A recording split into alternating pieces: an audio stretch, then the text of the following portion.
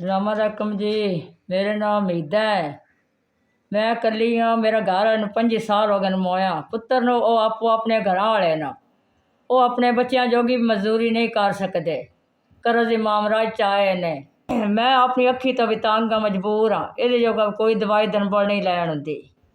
बच्चों को भी ठुडे धक्के खाते फिरने उन्होंने को भी कोई नहीं मजदूरी होंगी। मैं अपना पेट पालना तो आप पालना, कोई बच्चों के सिरे ते दैन सान कोई नहीं। दवाई जोगे भी मेरे को कोई पैसे नहीं होंगे। बड़ा औखा वक्त पे गुजारने, मंग भाई इतनी है जिदा सिर कोई नहीं। कहवा पीने कोई दें जोगा नहीं होंगे, राते जोगा भी नहीं होंगे। भुखे निके निके जीन भुखे मरते हैं आप।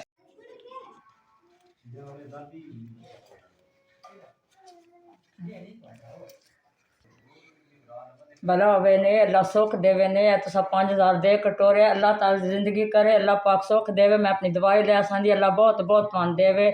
अल्लाह ताला तुहाड़ी जिंदगी करे, अल्लाह बड़ा तुहानू चोखा चोखा देवे।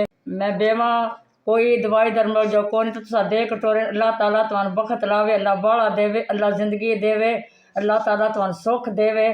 ते इतना को मैं खुशी हजार हूँ। मेरा बच्चा पोतरा जड़ा अल्लाह कसी दा उस जगह दुध आ जासी दा। अल्लाह ताला तुहानू सुख देवे, बड़ा बड़ा तुहानू देवे।